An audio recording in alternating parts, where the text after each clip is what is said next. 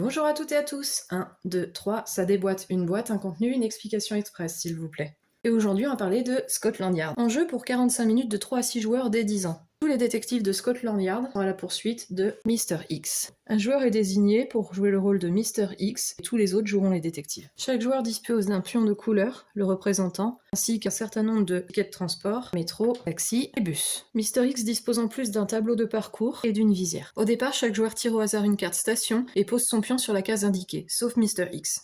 En effet, toute la difficulté vient du fait que Mr. X se déplace sans que son pion n'apparaisse sur la carte. Pour ce faire, Mr. X doit inscrire secrètement son déplacement sur le tableau de parcours. Ici par exemple en métro, mais il est quand même obligé d'apparaître régulièrement au cours du jeu. À tour de rôle, les joueurs utilisent les différents moyens de transport qui sont à leur disposition pour essayer de cerner Mr. X. Pour se sortir des situations délicates, Mr. X dispose d'un certain nombre de coups spéciaux qu'il peut utiliser à tout moment. Il peut décider d'utiliser un black ticket qui va le transférer en cas de danger immédiat pour s'éloigner des détectives, ou encore il utilisera le 2 fois qui lui permet de faire 2 mouvements, par exemple prendre un taxi pour s'éloigner un peu des enquêteurs. Si à la fin des 24 tours les détectives n'ont pas réussi à attraper Mr. X, alors ce dernier gagne. A noter que Mr. X est libre de dévoiler sa position à tout moment s'il estime pouvoir échapper à ses poursuivants. Ce type de carton sert à montrer que les détectives ont bloqué un endroit et que Mr. X ne peut plus y passer. Mr. X arrivera-t-il à échapper à l'effort conjugué des détectives avant la fin du jeu?